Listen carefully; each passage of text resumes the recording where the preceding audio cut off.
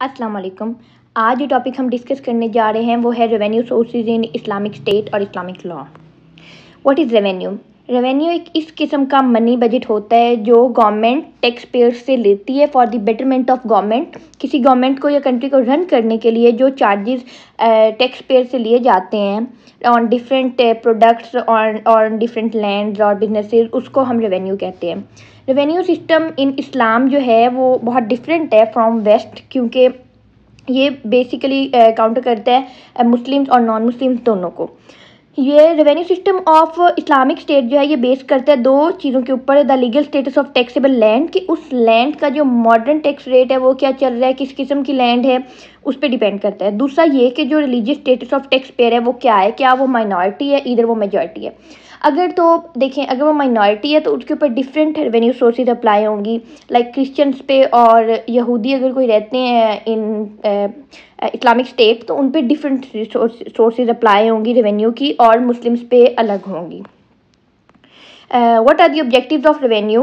कि सबसे पहले तो देखें, इससे ना दुनिया जो है सोसाइटी के अंदर क्राइम रेट वो कम हो जाता है। जब आप एक रेवेन्यू सोर्स को इक्वली डिस्ट्रीब्यूट कर रहे हैं एक सोसाइटी के अंदर, तो उससे ऑब्वियसली क्राइम रेट कम होगा, क्योंकि ज़्यादातर लोग जो हैं वो क्राइम क्यों करते हैं, किसी घर थेफ्ट क्यों होता है, क्योंकि लोग भूख से मर रहे होते हैं एक स्टेट के अंदर और उनको कोई और आसान तरीका नहीं मिलता, तो वो एक थेफ्ट कर लेते हैं या चोरी कर लेते हैं किसी के घर, ताकि वो अपने बच्चों का पेट पाल सकें। इससे रेवेन्यू सोर्सेज से क्या होता है, जब हम अपनी ज़कात वगैरह निकालते हैं तो उससे इक्वल डिस्ट्रीब्यूशन ऑफ वेल्थ होती है इन सोसाइटी, जिसकी वजह से पीस क्रिएट होती है और खुशहाली आती है लोगों के अंदर, और एक सोशल डेवलपमेंट होती है सोसाइटी की। Moving toward the sources of revenue, देखें 5 सोर्सेज मोस्ट बेसिक हैं इन इस्लाम: ज़कात, उशर, खिराज, जिजिया एंड खुम्स। जो बाकी हैं वो इतनी कोई बेसिक नहीं है, लेकिन वो भी ली जाती हैं। सबसे पहले आती है ज़कात। ज़कात एक ऐसा टैक्स है जो सिर्फ मुस्लिम्स के ऊपर इम्पोज होता है और उनकी ईयरली अमाउंट के अंदर से, प्रॉफिट के अंदर से एक ऑब्लिगेटरी एक्ट है, क्योंकि ये अल्लाह ताला की तरफ से इसको लाजिम करार दिया गया और 5th पिलर ऑफ इस्लाम है। इसके बगैर आपका इस्लाम का अकीदा पूरा नहीं होता ज़कात के बगैर। ज़कात का बेसिक मकसद होता है कि इससे आपकी जो है आपकी कमाई उसको प्योरीफाई करते हो आप, उसकी प्योरीफिकेशन होती है। और ज़कात बहुत इंपॉर्टेंट है बिकॉज ये अल्लाह की राइट है और हर मुसलमान की ड्यूटी है कि वह ज़कात पे करे गरीबों को। कुरान मजीद में ज़कात का काफ़ी जगह जिक्र है, और कुरान कहता है कि so establish worship, pay the poor due and hold fast to Allah, कि अल्लाह की इबादत करो और जो तुम लोगों के पास गरीबों का हक़ है उसको उन तक पहुँचाओ और अल्लाह के लिए रोज़ा रखो। बहुत सी जगह पे कुरान में ज़कात का जिक्र आया है। ज़कात की अमाउंट होती है, जो हिसाब होता है ज़कात का वो होता है, जो अमाउंट होती है वो होती है 2.5% of yearly savings of wealth, के जितना आप कमाते हो उसका 2.5 हिस्सा आपने गरीबों में तकसीम करना होती है। मैंडेटरी एक्ट है इस्लाम के अंदर। आगे हम पढ़ेंगे कि कुछ कंट्रीज़ जो हैं वो इसको मैंडेटरी एक्ट नहीं मानते, क्योंकि उन कंट्रीज़ में सेकुलरिज्म आ गया हुआ कहीं ना कहीं, लेकिन ये इस्लाम में मैंडेटरी है। तो अकॉर्डिंग टू मुस्लिम जूरिस्ट जो ज़कात है वो जो अप्लाई होती है ना जिन लोगों के ऊपर, वो सबसे पहले तो वो बंदा फ्री होना चाहिए, वो किसी का स्लेव नहीं होना चाहिए। दूसरा, वो अकल वाला होना चाहिए, सेन बालिग होना चाहिए। मतलब देखें, अब पाकिस्तान में तो जो एज है वो 18 से ऊपर की होगी बालिग, लेकिन इन इस्लाम बालिग के लिए एक और कॉन्सेप्ट है जो कि प्यूबर्टी हिट करने से आता है, ठीक है। और जो बंदा एक अमाउंट रखता है इक्वल टू द निसाब ऑफ ज़कात। निसाब क्या है कि उतनी अमाउंट एटलीस्ट आपके पास होनी चाहिए जो कि जो कि है 7.5 तोला और सोना और 52 तोले सिल्वर। ये दोनों चीज़ों के बराबर आपके पास अगर कोई ऐसी चीज़ है तो वो आप उस ज़कात आपके ऊपर अप्लाई होती है और आपका हक बनता है उसका 2.5% लोगों तक पहुंचाना। जो पीपल इंटाइटल्ड होते हैं ज़कात के लिए वो होते हैं सबसे पहले तो गरीब और ज़रूरतमंद को आप दे सकते हैं ज़कात। दूसरा, वो आदमी जो अपनी बेसिक नीड्स अपनी कमाई से पूरी नहीं कर सकता। तीसरा, जो ज़कात कलेक्ट करते हैं, डिफरेंट NGOs होते हैं जो ज़कात कलेक्ट करते हैं सोसाइटी के अंदर, और जो नए नए इस्लाम के अंदर दाखिल हुए होते हैं लोग, क्योंकि उनके भी हालात ठीक नहीं होते, तो उनको भी आप ज़कात दे सकते हैं। फिर आते हैं जो लोग कर्ज़दार होते हैं, किसी का कर्ज़ा उतारने के लिए भी आप ज़कात देते हैं। अगर वो सख्त नहीं रखता कर्ज़ा उतारने की, तो आपका हक बनता है कि आप अपने मुस्लिम बिरादर का जो है कर्ज़ा उतारें। कोई ट्रैवलर अगर वो ट्रैवल कर रहा है और उसके पास पैसे नहीं है या उसके पैसे गुम हो जाते हैं, वॉलेट गुम हो जाते हैं, और आप उसकी हेल्प करते हो तो वो भी ज़कात में कंसिडर होता है। अल्लाह की राह में आप दे सकते हैं, सदका कर सकते हैं ज़कात को। और किसी को अगर आप ग़ुलामी से बचाते हैं तो ग़ुलामी से निकाल के उसको एक आज़ाद ज़िंदगी देते हैं तो वो भी ज़कात में कंसिडर होता है। जैसे मैंने आपको बताया कि ज़कात का निसाब जो है वो है 7.5 तोला ऑफ गोल्ड और 52 तोला ऑफ सिल्वर। अगर इसके बराबर किसी के पास कोई लैंड है या कोई और ऐसी प्रॉपर्टी है जिसके ऊपर टैक्स अप्लाई होता है तो वो भी ज़कात के लिए माना जाएगा।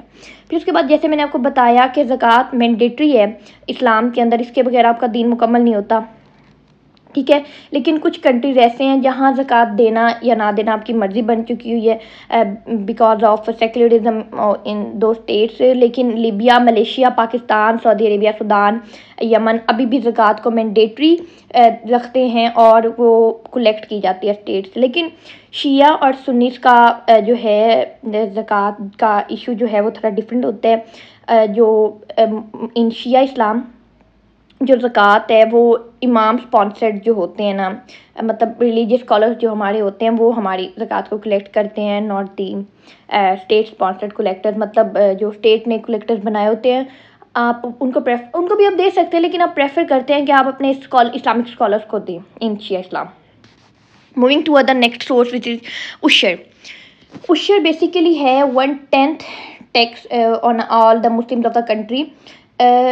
ये बेसिकली है कि अगर आप कोई चीज़ उगाते हैं किसी ज़मीन पे तो 1/10% जो उसका है ना, अगर वो नेचुरली, इसके अंदर दो किस्में आती हैं कि अगर वो लैंड नेचुरली इरीगेटेड है, मतलब वो उसको आपको नहरी पानी लगता है या रेन से आप उसको कल्टीवेट करते हैं तो आपको उसका 1/10% जो है ना वो हुकूमत को देना है। लेकिन अगर वो जो है आप पानी उसको आर्टिफिशियली पानी लगाते हैं, थ्रू दी मोटर्स लगाते हैं, या आपको नहरी पानी नहीं लगता तो फिर आप जो हैं उसको 1/20% ऑफ डेट इरीगेटेड लैंड देंगे।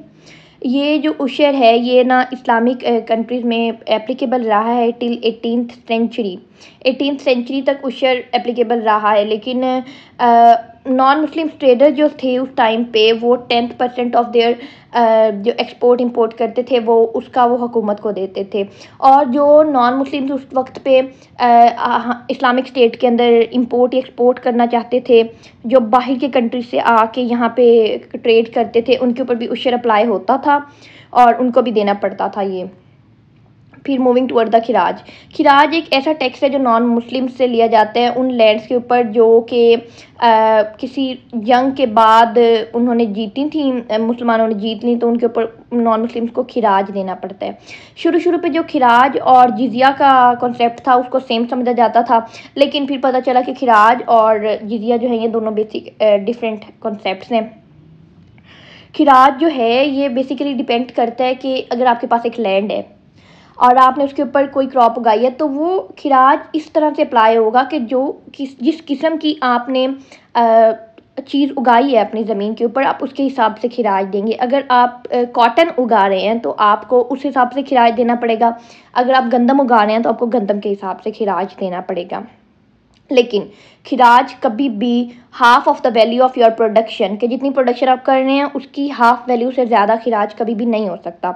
इसके अंदर इस्लाम में दो कंसेप्ट एक्सेप्शन दी जाती हैं, जिसके अंदर पहली बात ये कि अगर देखें आपने एक ज़मीन उगाई है, आपकी कोई नीयत नहीं है कि मैं खिराज को स्किप करूँगा, अल्लाह की तरफ से कोई बारिश हो जाती है और या कोई फ्लड आ जाता है तो आपकी ज़मीन बर्बाद हो जाती है, तो उस साल हुकूमत आपसे खिराज नहीं लेगी क्योंकि ये एक नेचुरल एक्ट ऑफ गॉड था। लेकिन अगर आपकी ज़मीन आपकी नेग्लिजेंस, ऑनर की नेग्लिजेंस की वजह से ख़राब हुई है कि उसने बाकायदगी से उसको पानी नहीं दिया या कोई उसकी ज़रूरत पूरी नहीं की ज़मीन की, तो फिर आप पे उस साल भी खिराज अप्लाई होगा और गवर्नमेंट आपसे खिराज कलेक्ट करेगी और आपको देना पड़ेगा। जिजिया बेसिकली एक पॉल टैक्स है ऑन नॉन मुस्लिम्स, ये नॉन मुस्लिम्स के लिए रेवेन्यू सोर्स है। जिजिया में क्या होता है कि अगर देखें आप मुसलमानों ने नॉन मुस्लिम्स के साथ कोई जंग लड़ी और वो जंग जीत गए, अब प्रिजनर्स जो हैं नॉन मुस्लिम्स हमारी कैद में आ गए, मुसलमानों की कैद में आ गए, तो हम जो मुस्लिम्स होते हैं वो उनके ऊपर एक टैक्स अप्लाई करते हैं for the preservation of their life, to provide them shelter and to provide them food. तो देखें जिजिया इज़ इम्पोज्ड ऑन दोज के जिनके अंदर ये फॉलोइंग कैरेक्टरिस्टिक्स होती हैं। पहली बात तो वो आदमी होना चाहिए, औरत पे जिजिया अप्लाई नहीं होता। वो किसी का ग़ुलाम नहीं होना चाहिए, वो अपनी मर्ज़ी से इस्लाम की पनाह में आया हो, वो नॉन मुस्लिम। और तीसरी बात ये है कि फिर वो अडल्ट होना चाहिए, मेजर होना चाहिए। देखिए कुछ लोगों पे इस्लाम जो है वो जिजिया अप्लाई नहीं करता, जिसके अंदर आ जाते हैं रिलीजियस पर्सनैलिटीज़। अगर किसी मज़हब से रिलीजियस पर्सनैलिटी आई है आपकी इस्लामिक स्टेट में पनाह लेने के लिए, तो उसके ऊपर जिजिया अप्लाई नहीं होगा। ग़ुलाम के ऊपर जिजिया अप्लाई नहीं होगा। जो माजूर हैं, डिसेबल हैं, उनके ऊपर अप्लाई नहीं होगा। तो जो नॉन मुस्लिम्स हमारी मिलिट्री सर्विसेज के अंदर करना चाहते हैं पार्टिसिपेट, उन पे जिजिया अप्लाई नहीं होगा। किसी औरत और किसी माइनर पे जिजिया अप्लाई नहीं होगा। अच्छा, अब जिजिया के दो मोड्स हैं। दो मोड्स के अंदर जिजिया इम्पोज हो सकता है। सबसे पहले एक ये कि जिसके अंदर कोई एग्रीमेंट हुआ बिटवीन टू पार्टीज़ के, पार्टीज़ ने कहा हो कि हम जिजिया देंगे, ठीक है। और मतलब एक कोई पूरी पार्टी हो और वो प्रिजर्वेशन ऑफ लाइफ चाह रही हो फ्रॉम इस्लामिक स्टेट और प्रोटेक्शन ऑफ लाइफ चाह रही हो, सॉरी, तो वो जिजिया जो है उसके ऊपर इस तरह से जिजिया अप्लाई हो सकता है। दूसरी बात ये है कि अगर किसी इंडिविजुअल ने आके इस्लामिक स्टेट से बात की है कि मुझे प्रोटेक्शन ऑफ लाइफ चाहिए, फूड, शेल्टर और इज़्ज़त चाहिए आपकी सोसाइटी में, तो उसके ऊपर भी जो है ये भी मोड है जिजिया का। जिजिया की अमाउंट कभी भी फिक्स नहीं होती है, टाइम टू टाइम वेरी करती रहती है। जैसे मॉडर्न स्टेट्स में जो है जिजिया की अब काफ़ी वैल्यू कम हो गई है, लेकिन जो है ये कभी भी फिक्स नहीं होती। अकॉर्डिंग टू अबू हनीफ़ा के जिजिया की जो इमाम अबू हनीफ़ा कहते हैं कि जिजिया की जो है ना अमाउंट वो 12 दिरहम, 24 दिरहम और 48 दिरहम्स के दरमियान में वेरी करती है। जो गरीब हैं वो 12 दिरहम से कम नहीं दे सकते, उनके लिए मिनिमम अमाउंट भी 12 दिरहम देना पड़ेगी उन्हें। और जो गरीब हैं, अमीर हैं, वो 48 दिरहम से ऊपर नहीं दे सकते। और जो मिडिल क्लास पर्सनैलिटीज़ हैं उनको 24 दिरहम देना पड़ेगी, वो इससे ऊपर और इससे नीचे नहीं देंगे आपको। जिजिया ज़रूरी नहीं है कि पैसों की सूरत में दिया जाए, ये किसी भी ऐसी सूरत की चीज़ की सूरत में, प्रोडक्ट की सूरत में दिया जा सकता है जिसकी अमाउंट उस करेंसी के बराबर हो, ठीक है, जिसको बेच के आप उस करेंसी की एक वैल्यू निकाल सकें। जिजिया देखें, जिजिया एक अरूज पे था before the revolution in Turkey. जब टर्की में रेवोल्यूशन आई तो फिर क्या हुआ कि क्रिश्चियंस ने भी मिलिट्री सर्विसेज देना शुरू कर दी इस्लामिक स्टेट्स के अंदर, जिसकी वजह से जिजिया का कॉन्सेप्ट इस्लामिक स्टेट्स में मोस्टली ख़त्म हो गया या होता जा रहा है। Moving toward the next revenue source which is khums. Khums एक 1/5 पार्ट ऑफ द प्रॉपर्टी होता है आपका, जो कि मुस्लिम्स से कलेक्ट किया जाता है हर एक दफ़ा। इस्लाम के अंदर दो कॉन्सेप्ट आते हैं, एक शिया इस्लाम में और एक सुन्नी इस्लाम में। सुन्नी इस्लाम का ये मानना है कि जो स्पॉइल ऑफ वॉर होता है ना, माल गनीमत, उसके अंदर खुम्स अप्लाई होता है कि जो 1/5 पार्ट ऑफ द माल गनीमत होगा वो स्टेट ले लेगी। और शिया इस्लाम में ये कॉन्सेप्ट आता है कि जो रेसिपिएंट ऑफ खुम्स है ना, वो अहलुल बैत के डिसेंडेंट्स जो हैं, जो सैयद हैं, सैयदों की आने वाली नस्ल है, उन पे खुम्स अप्लाई होता है। तब ये खुम्स उन पे अप्लाई शिया इस्लाम में क्यों होता है कि बेसिकली देखें, इस्लाम में ना ज़कात, खैरात जो है वो डिसेंडेंट्स ऑफ प्रॉफिट सल्लल्लाहु अलैहि वसल्लम पे अप्लाई नहीं होती। हमें हक नहीं है कि हम ज़कात वगैरह किसी गरीब सैयद को दे सकें, तो हम तोहफ़े के तौर पे उनको खुम्स देते हैं। और ये नरेशन है कि हज़रत इमाम मूसा काज़िम अलैहिस्सलाम एक्सेप्ट किया, हालांकि वो मदीना के उस वक्त के बहुत अमीर तरीन लोगों में शुमार होते थे, लेकिन वो लोगों से तोहफ़े के तौर पे 1 दिरहम एक्सेप्ट किया करते थे ताकि उन्हें प्योरीफाई कर सकें, उनके माल को प्योरीफाई कर सकें। खुम्स भी बेसिकली शिया इस्लाम में इसको प्योरीफिकेशन ऑफ योर वेल्थ समझा जाता है, और ये हम सैयदों, गरीब सैयद जो होते हैं, उनको तोहफ़े के तौर पे देते हैं 1/5 ऑफ आवर प्रॉपर्टी।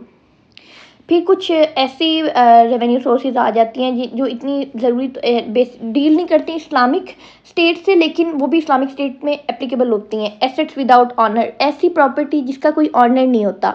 मतलब अगर कोई प्रॉपर्टी है और उसके अगर किसी ने वसीयत नहीं की हुई उसके रिलेटेड, और वो बंदा डेड हो जाता है और उसके कोई आगे शेयर लेने वाले भी लोग नहीं हैं, तो वो जो एसेट्स हैं, वो प्रॉपर्टी जो है वो गवर्नमेंट के अंदर आ जाएगी और गवर्नमेंट उनसे अपना रेवेन्यू निकाल सकेगी।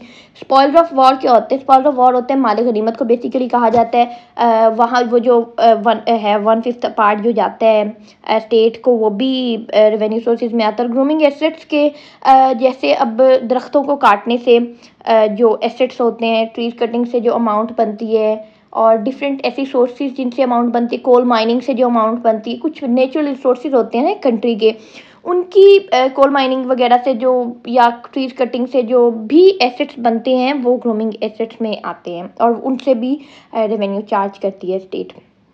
जो मॉडर्न रिसोर्सेज हैं इन मॉडर्न कंट्रीज़, वो क्या हैं कि जैसे अब तो काफ़ी नई नई किस्में आ गई टैक्स की, जैसे income tax, sale tax, property tax, wealth tax, custom and excise duty, court fee, different किस्म के टैक्स हैं। आप रेस्टोरेंट में खाना खाने जाते हैं तो उस पर आपको टैक्स देना पड़ता है, हर चीज़ पे टैक्स है आजकल। इवन इस्लामिक स्टेट्स भी आजकल मॉडर्न रिसोर्सेज के ऊपर फोकस कर रही हैं फॉर टैक्स, और जो इस्लामिक रेवेन्यू है वो कहीं ना कहीं हमें ख़त्म होता नज़र आ रहा है, या एप्लीकेबल नहीं है ठीक से, या अगर एप्लीकेबल है भी तो उसका स्कोप बहुत कम है। जैसे मैंने आपको बताया कि जिजिया जो है वो आफ्टर द रेवोल्यूशन ऑफ तुर्की ख़त्म हो गया था, या ख़त्म हो गया था, या कम हो गया था, आप कुछ भी कह सकते हैं। ज़कात जो है अभी भी मैंडेटरी है बहुत से कंट्रीज़ में, लेकिन कुछ कंट्रीज़ में वो वॉलेंट्री एक्ट समझा जाता है।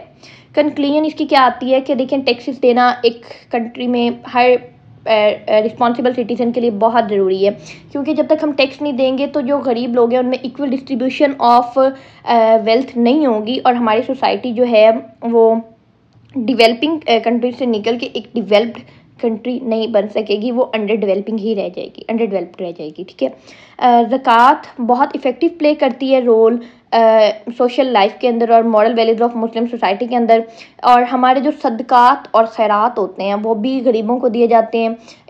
दे कैन ऑल्सो भी इंक्लूडेड इन रेवेन्यू सोर्सेज, लेकिन वहाँ पे ये सीन है कि वो कुछ NGOs ऐसे हैं जो सदक़ात और खैरात इकट्ठे करके उनको नीडी पीपल्स तक पहुँचाते हैं, वरना बहुत सी आवाम ऐसी करती है कि वो अगर कोई भी आपसे बेगर मांग रहा है तो आप उसको सदका खैरात कर देते हैं अपनी तरफ से। तो ये सब जो है रेवेन्यू सोर्सेज के रिलेटेड लेक्चर था। आई होप आपको पसंद आया होगा। Thank you.